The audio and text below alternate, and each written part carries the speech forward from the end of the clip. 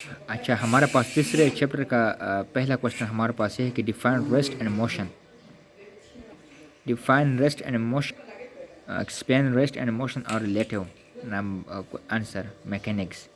The branch of science which deal with the study of motion body is called mechanics. अच्छा, ये जो है ना फिजिक्स का एक ब्रांच है मैकेनिक्स, जिसमें हम पश्तो में जो कहते हैं कि मिस्त्री वगैरह, तो इसमें हम स्टडी जो करते हैं वो मोशन के बारे में करते हैं कि किस तरह मोशन हरकत के बारे में हम करते हैं, तो उसको हम मैकेनिक्स कहते हैं। Motion of bodies. Mechanics is further सब डिवाइडेड इनटू टू टाइप्स। दो किस्म इसके पार्ट्स है, काइनेमेटिक्स है और डायनेमिक्स है। पहले हम काइनेटिक्स पढ़ेंगे। काइनेटिक्स में क्या है? काइनेमेटिक्स में जो है ना हमारे पास ये है कि kinematics is the branch of science, is the branch of mechanics which deal with the motion without making by reference to the force is called.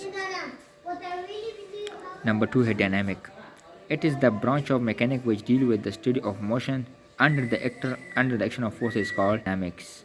अच्छा, रेस्ट एंड मोशन में क्या फ़र्क है? रेस्ट में और मोशन में, a body is said to be rest do not change it position respect to an observer.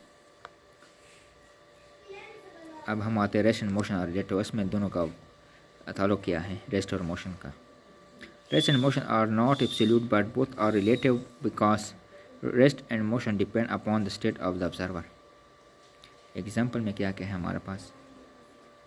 A body and moving, एक body है और वो मूविंग करता है। ट्रेनिंग एंड मोशन, ट्रेन जो है ना उसके सामने गुजर रही है।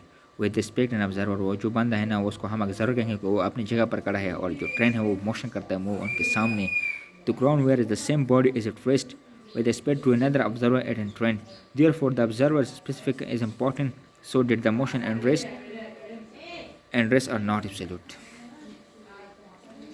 When sitting on a chair, your speed is 0 relative to Earth, but 30 kilometers relative to the Sun. Does the motion and rest are relative, not absolute?